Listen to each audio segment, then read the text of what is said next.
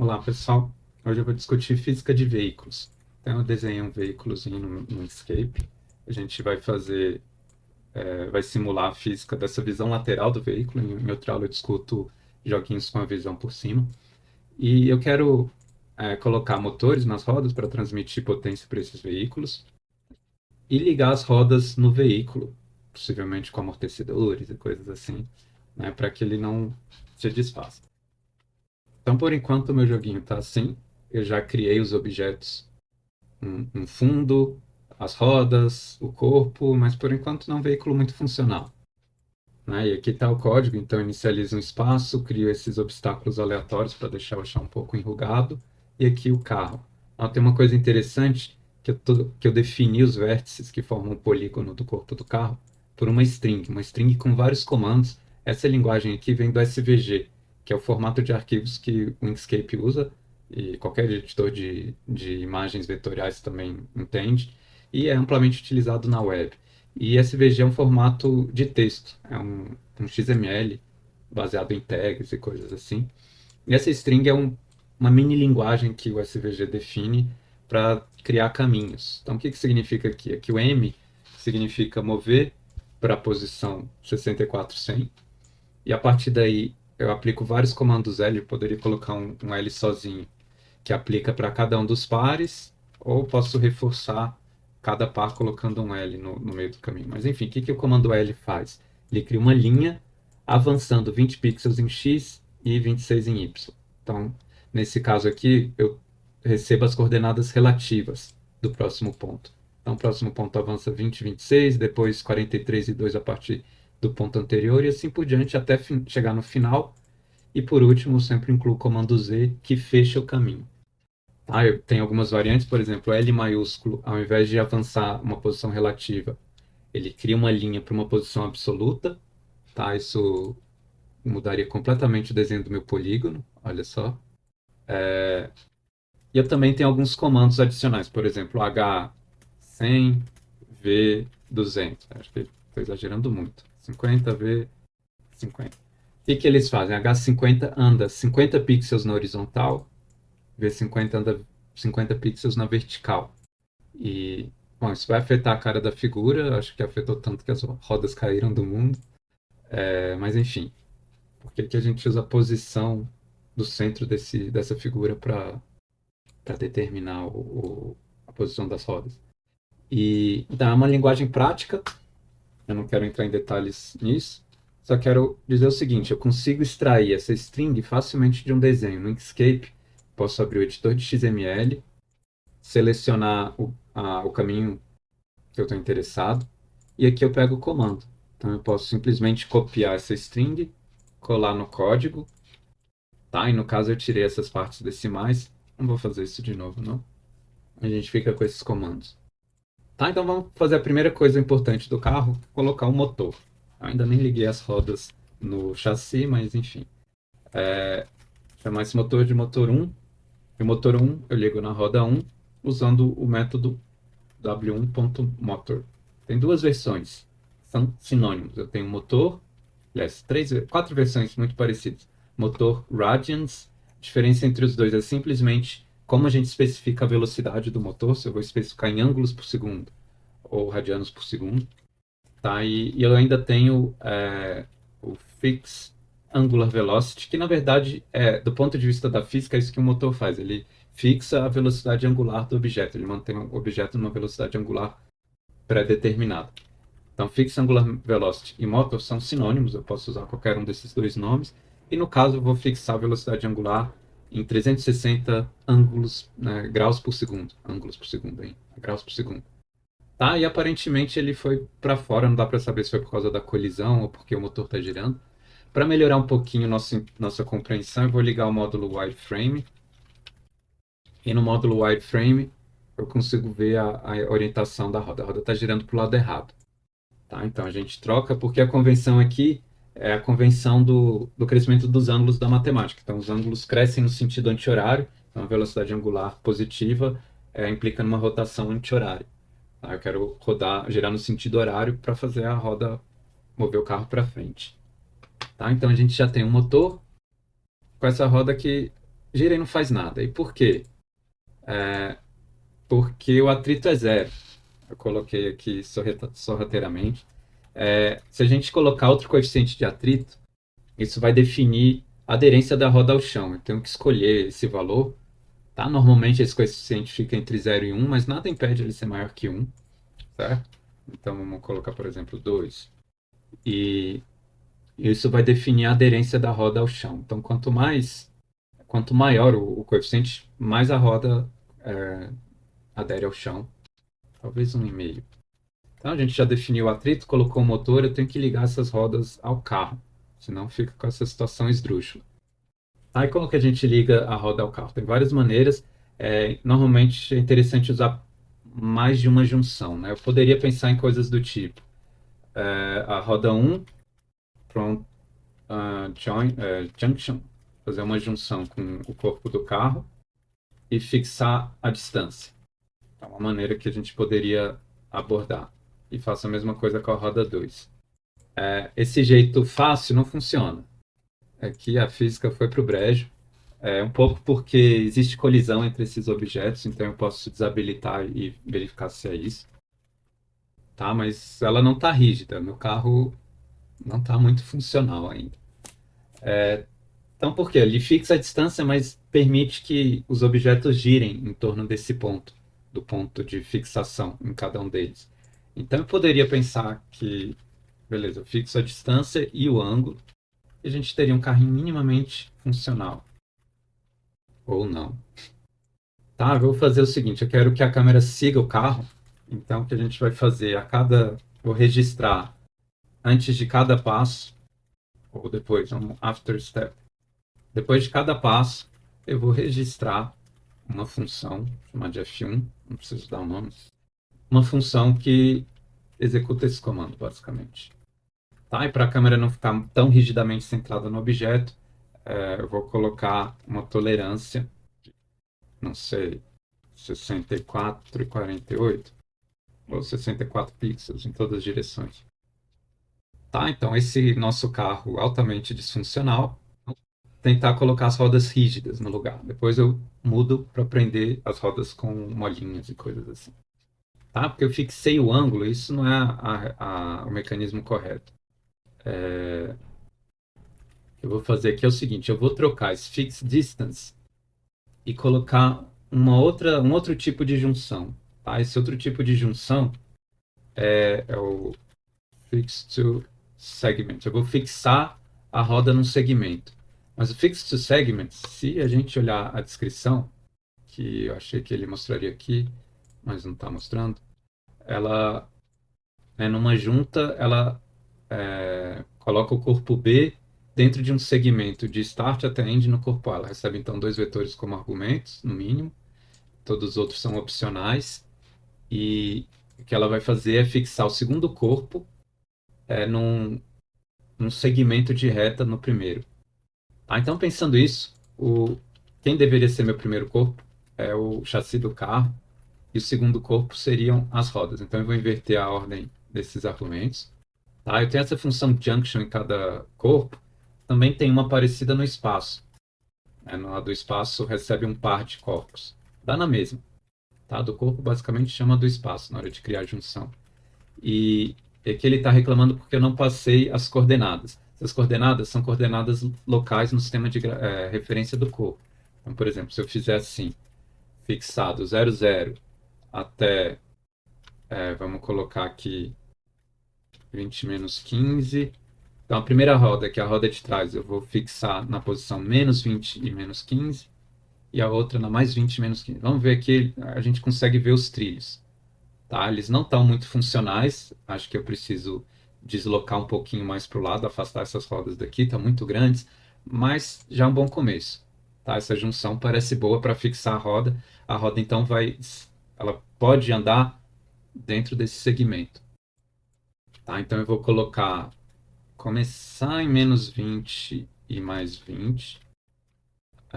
Vamos só ver como que tá. Tá, acho que eu tenho que afastar mais um bocado aqui e não tanto na outra. Então vamos começar com 25 e 40. Tem que achar uns números mágicos. Então vou brincar um pouquinho com esses números. tá? Já tá ficando melhor. Eu vou colocar, deixar esse tamanho, vou deixar um pouquinho mais para baixo, um pouquinho menor. Então vamos começar -8 e aqui 18. 10 pixels de -18. Deu erro, nans e coisas estranhas. Tá ficando bom, né? Ela se desloca aqui nesse intervalo. Talvez possa deixar ainda mais baixo um pouquinho. Vamos fazer aqui -10 a 20. Tá, mas ainda não é funcional, porque ele permite, né, ela consegue deslocar dentro desse intervalo, ou seja, as rodas sobem e o carro afunda no chão, como se tivesse rebaixado completamente, arrancado as molas. Né? O que eu preciso? Eu preciso justamente colocar molas no carro. Tá, eu vou mudar um pouquinho esse ângulo. Eu vou deixar aqui talvez 45 e aqui 30. Para deixar uma pequena inclinação aqui nas molas, eu acho que fica mais bonitinho. Só um efeito estético. Provavelmente engenheiro de automóveis se preocuparia bastante com todos esses ângulos e detalhes. No nosso joguinho a gente não precisa ser tão rigoroso. Tá, então eu criei a junção entre o corpo e a mola. Eu posso salvar essas junções em objetos, se quiser, e depois chamar os métodos correspondentes de cada junção. Tá? Uma vantagem de fazer isso é talvez reaproveitar de forma simples essas junções para incluir outras restrições. Então, por exemplo, Spring. Posso colocar uma mola entre os objetos e eu preciso aqui passar as características da mola. Aqui eu coloquei J1, J1, não J1, J2. Então eu criei molas, mas por padrão as molas são infinitamente maleáveis, porque eu não coloquei a resistência da mola. Resistência é um número, quanto maior, mais rígida fica essa mola. É difícil achar bons números, porque depende muito dos valores das massas, enfim. Eu costumo chutar números grandes e, e verificar até que ponto ele começa a ajudar ou atrapalhar, até que ponto a força da mola parece excessiva. O problema com essa mola, talvez ela não devesse ficar presa aqui no centro do carro. A gente poderia afastar a mola de trás um pouquinho e a mola da frente um pouquinho também. Para definir isso, eu preciso passar o anchor point. Então, ancorar e B. E que significa o A e B? Aqui eu criei uma junção entre o body e a roda. O body, o chassi do carro, seria o corpo A e a roda o corpo B. Então eu tenho que mudar o ponto de ancoragem em A. E nesse caso, então, eu vou colocar talvez um pouquinho mais para baixo em Y, em X, eu posso colocar algo próximo desses valores aqui, talvez. Vamos ver se a gente consegue alinhar. Na verdade, eu vou simplesmente repetir. Pode ser. Vamos tentar repetir esses valores. Tá, eu acho que essa molinha está um pouco curta. Talvez ela pudesse ficar um pouquinho mais longa. Então, aqui ele tem 10 pixels né, correndo.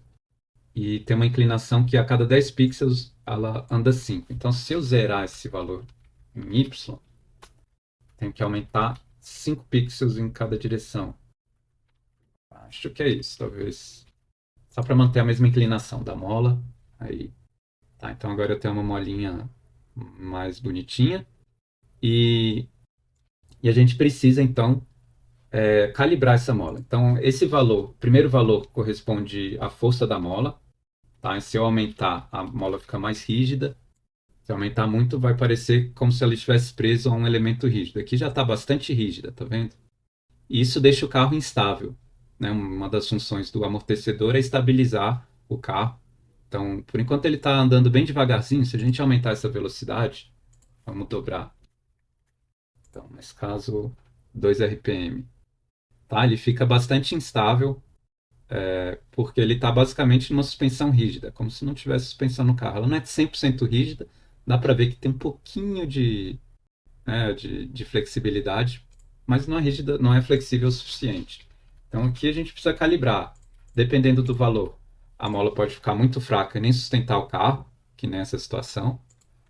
Né, eu deixei 100 vezes mais fraco. Aqui vamos aumentar por 10. Aqui parece bom, não sei se eu deixaria um pouquinho mais curta ou um pouquinho mais rígida, não sei. Ou menos, vamos ver aqui com 4, 6, talvez a roda da frente possa ser um pouquinho menos. porque ela carrega uma quantidade menor de peso do carro, tá?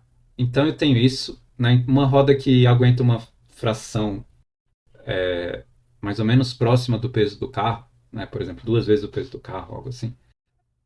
Ou, desculpa, na verdade a mola, o tanto que ela vai prover de força depende da compressão, né? Então, se ela comprimir por uma quantidade pequena que aguente o peso do carro, às vezes eu quero deixar o ponto de equilíbrio um pouco mais longe. Então, ou seja, deixar a mola um pouquinho comprimida assim que a gente cria o carro. Como que eu posso fazer isso? Eu posso pegar as molas, Spring 1 e 2, e aqui o que eu vou fazer é o seguinte: quando eu crio cada uma dessas molas, ele já calibra uma série de constantes. Uma delas é essa, rest length, né, o comprimento de equilíbrio da mola. Se quiser, a gente pode aumentar um pouquinho esse comprimento de equilíbrio para deixar a mola levemente tensionada, né, no ponto de equilíbrio do carro. Isso tende a deixar um pouquinho melhor, mas não é uma alteração muito grande, ou pelo menos deixa a roda mais próxima desse fim da suspensão. Senão, com o peso do carro, a própria mola pode comprimir muito e, né, se aumentar essa tensão, eu consigo calibrar um pouquinho esse efeito. Por exemplo, se eu deixar 1,5, vai ficar bem tensionado. Tá, e uma coisa legal desse nosso carro, mas não muito boa para quem tivesse eventualmente dentro, ele fica quicando, né? Porque ele está preso por essas molas e que são bastante elásticas. Eu preciso acrescentar aqui, então, um coeficiente de amortecimento para que ele perca esse efeito de ficar quicando de um lado para o outro. Eu já tenho um amortecimento do espaço, isso está reduzindo um pouquinho esse efeito. Se eu comentar esse amortecimento do espaço, vocês vão ver que ele fica quicando bastante e demora para estabilizar, né? Então, um amortecedor que absorve um pouco os impactos do chão, mas deixa o carro nessa situação onde ele fica quicando para um lado e para o outro. A gente pode diminuir um pouco isso, então, colocando amortecimento. E, de maneira geral, é interessante colocar amortecimento sempre que for colocar uma mola. Tá? O Simonk chama de dumping, mas a interpretação é diferente do dumping do espaço, porque aqui é uma constante, muitas vezes da ordem de grandeza da constante de mola.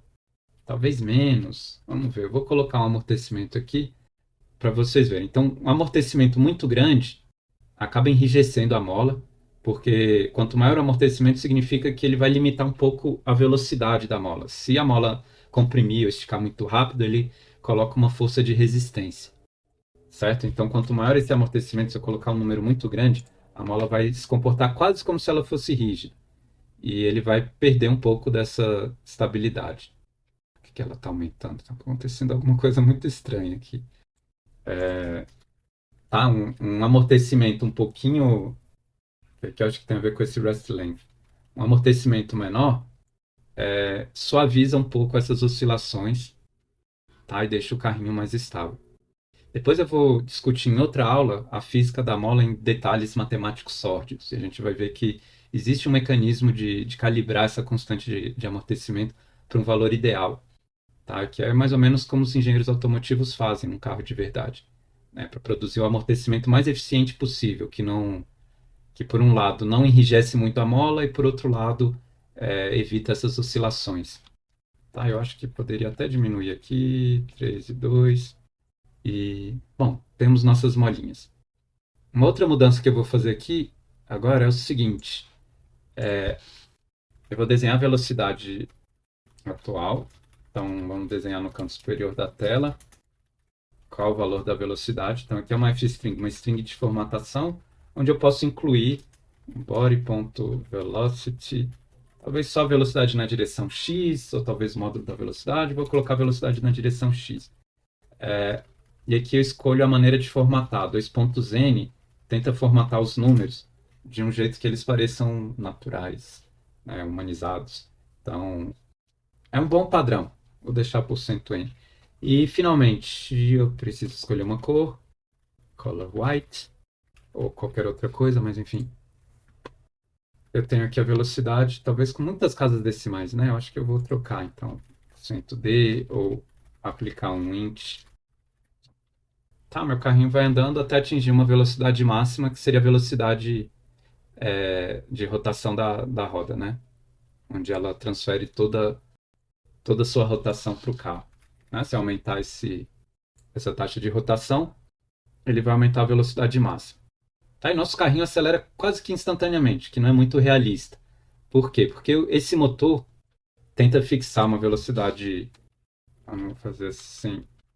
Ele tenta fixar uma velocidade angular constante, mas eu não coloquei nenhuma limitação sobre a força máxima. Tá? Então eu posso colocar aqui qual é a força máxima que ele atua. Na verdade, isso tem a ver com o torque máximo que o motor pode produzir. Tá? E ele faz a relação entre força e torque a partir do momento de inércia da roda. Eu não quero entrar muito nesses detalhes, mas o ponto aqui é o seguinte: a gente precisa calibrar com o valor. O valor padrão é esse, float inf. Tá? Se eu passar uma força máxima nula, eu desligo o motor. Tá? Ele está andando não por causa do motor, mas por causa da inclinação do terreno. Tá? Agora vai voltar. E aqui a gente tem que escolher os valores da força. De novo, o valor da força está relacionado com a massa dos objetos. Como as massas tendem a ser grandes, porque é medido em pixels ao quadrado, o valor da força também tende a ser grande. Vamos começar aqui, 10 elevado a 5. Ainda está fraco. Então a gente aumenta, multiplica por 100 vezes. Parece que está forte demais. Aqui, enfim, podia ficar algo no meio do caminho. Tá, então aqui ele acelera um pouco devagar, mas não devagar demais. Tá bom assim. Tá, então essa foi a força máxima. Eu vou fazer outra alteração na câmera também. Uma propriedade ruim dessa câmera, que ela tende a seguir o objeto, e no caso o carrinho está andando para a direita, significa sempre que tem muito mais área visível, por causa dessa tolerância da câmera. À esquerda do que à direita. Então a parte que eu quero ver, que estou mais interessado no jogo, é justamente a parte que está praticamente oculta, né? Fica só um pedacinho aqui. Então, o que eu vou fazer? Eu vou fazer um truque. Eu vou pegar essa câmera, a gente pode modificar diretamente um vetor chamado offset, que é o tanto que ela se... É o vetor que faz a translação entre as coordenadas do mundo e da câmera. Eu posso acrescentar a esse offset um valor parecido com a velocidade do objeto. Se eu acrescentar a velocidade diretamente, ela vai ficar meio maluca, tá? Porque a velocidade é medida em pixels por segundo, vai ser algo da ordem de 300, 200 pixels por segundo, centenas de pixels por segundo, enquanto que offset é em pixels. Então, se eu fizer um offset de 300 pixels a cada frame e depois seguir, né, e bloquear ele na posição correta, provavelmente, né, vai ficar muito excessivo. Então, o que eu vou fazer aqui é o seguinte: eu vou decompor essa velocidade nas componentes x e y, e eu vou tentar deslocar a câmera para a direita, ou melhor, deslocar a câmera para a direção da velocidade. Mas eu não preciso deslocar pelo valor da velocidade exatamente. Eu posso deslocar por uma fração, dividir por um valor grande. Então, por exemplo, se a minha velocidade for de 20 pixels ou de 200 pixels, vamos aumentar, acho que até 50, fica bom. Mas se fosse uma velocidade de 300 pixels por segundo, ou 250, vamos colocar para ficar redondo, ele vai avançar meio pixels por segundo para frente. Então ele vai tentar deslocar a câmera para frente na mesma direção da velocidade. Tá? Então aqui ele anda, talvez esse efeito esteja muito fraco, então vamos aumentar. Tá? E aqui ele segue o carro, mas mantém o carro atrás. Não tem como dar marcha ré nesse carrinho, na verdade eu não estou fazendo nada, né? É uma simulação, ainda não é nem um jogo. E um efeito interessante aqui é se a gente colocar um VY, talvez dividido por um outro fator, isso vai fazer a câmera andar para cima e para baixo em função do terreno. Isso dá talvez esteja radical demais, mas dá uma ideia de trepidação e que dá um efeito interessante no nosso joguinho, né? A câmera fica trepidando na medida que ele bate nesses elementos, tá? Dá um ar de mais ação, talvez. Eu vou tirar o desenho no modo wireframe, resgatar o dumping. Talvez eu possa colocar cores nesse carro. Então a cor eu posso passar ou como último argumento como posição, que nem no Pixel, ou com o argumento nomeado color. Eu vou passar aqui pixel.color brown, talvez, para as rodas. E para o corpo, Fazer um carro vermelho, Ferrari. Tá? Como eu estou usando a rotina padrão de desenho do Pixel, não tem como eu controlar a ordem dessas coisas. Essa roda, eu vou fazer o seguinte, a roda vai ser preta e o background vai ser de outra cor. Pixel.color light blue. Aquele texto lá em cima que eu coloquei branco, vamos escolher outra cor. Ah, o chão pode ser marrom. Faz sentido. Então, esses obstáculos vão ser marrons, color igual a pixel.color. Agora tá bonitinho. Esse azul é muito fake. Vou dar uma outra dica para vocês, que é o seguinte. Essa é só uma frescurinha, mas enfim. Na hora de inicializar o pixel, a gente pode mudar a paleta. Então, palette igual a palette. E como que eu faço isso? O pixel tem um default palette. Eu vou criar uma lista a partir dela, fazer uma cópia. Tá? Não sei se é uma lista de inteiros. E aqui a gente pode mudar qualquer cor que quiser. Por exemplo, posso pegar a minha cor pixel.color red, que acho que é um rosa esquisito e não exatamente vermelho, e mudar. E como que eu forneço esses valores? Por números, a partir das coordenadas hexadecimais da cor. Então, tem duas coordenadas para a componente vermelha, red, duas para verde, green, e duas para azul, blue. E eu não sei se tem duas para transparência. Vamos testar. Tá? Então isso aqui cria uma cor em hexadecimal e eu passo essa nova paleta. Só que tem que escrever direito.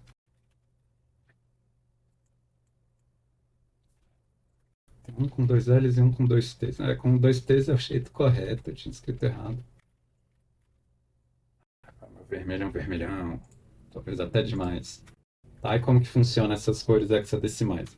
Zero seria completamente preto, e se eu quiser uma componente vermelha menos vermelha, posso colocar outro, né, um valor menos intenso, por exemplo. Aí tá uma Ferrari boa. Tá, de vez em quando a margem vaza, então eu vou fazer o seguinte. Eu vou aumentar, eu coloquei uma margem com raio de 20 pixels, vamos colocar de 50. E aqui eu preciso ajeitar esses carinhas, as alturas desses triângulos. E a posição do carro. Aqui eu desloquei a posição, era 20, acho que aqui eu não tenho que deslocar nada, vamos ver. Então tá aqui meu joguinho do carro, que não é um joguinho, porque não dá para controlar. Eu vou transformar num joguinho. Não significa que é um bom joguinho, mas enfim, vamos fazer antes de cada... Esse aqui ele faz depois de cada passo. E é importante, algumas operações não fazem tanto, não são, fazem tanta diferença realizar antes ou depois, né? Por exemplo, essa aqui da câmera seguir, idealmente deveria ser feito no after step e não no antes do passo, porque você utiliza a velocidade que está sendo mostrada na tela, né? Então, você utiliza a velocidade real do objeto durante o frame, velocidade de posição, e não a velocidade de posição do frame anterior. Como normalmente essas velocidades não variam muito de um frame para o outro, isso não é muito importante, né? Ela funcionaria bem se eu colocasse como um evento before step, né? Antes de executar o passo da física. Mas esse aqui é essencial executar no after step, pelo menos se eu estiver usando a rotina de renderização padrão do espaço. Porque na rotina, no run do espaço, ele primeiro executa a física, depois desenha né, os objetos na tela, e nesse processo de desenhar os objetos na tela, ele começa limpando a tela. Então, se eu tivesse escrito o texto antes, ele escreveu o texto na tela, limpar a tela com a cor do fundo e depois desenhar o espaço. Por isso é importantíssimo. Qualquer coisa que eu queira desenhar, né, além do que o espaço desenha, precisa entrar no after step. Já o before step tem algumas coisas que idealmente deveriam aparecer aqui, ou talvez só possam aparecer aqui. Né? Uma delas é a interação com o usuário. Normalmente, né, idealmente deveria acontecer antes de rodar a física. Eu pego as interações com o usuário para modificar as velocidades e coisas assim do objeto. Tá? Então, o que eu vou fazer aqui é o seguinte. Vou verificar. Eu vou ligar e desligar esse motor, dependendo, né, se o jogador está clicando com a setinha para frente ou não. Então, se estiver apertando a setinha, eu falo que o motor.max force é igual a 5 vezes 10 a sexta. Foi o valor que a gente colocou aqui. Então, vamos começar com o motor desligado e eu ligo só quando aperta a setinha. Caso contrário, max force zero, né? Eu desligo o motor. Tá, então ele faz isso. Tá, que ele está diminuindo devagarzinho a velocidade porque tem muito pouco atrito nesse meu mundo. Eu acho que eu inclusive tirei o damping que tinha antes. Então vamos colocar um dumping para ele parar mais rápido, né?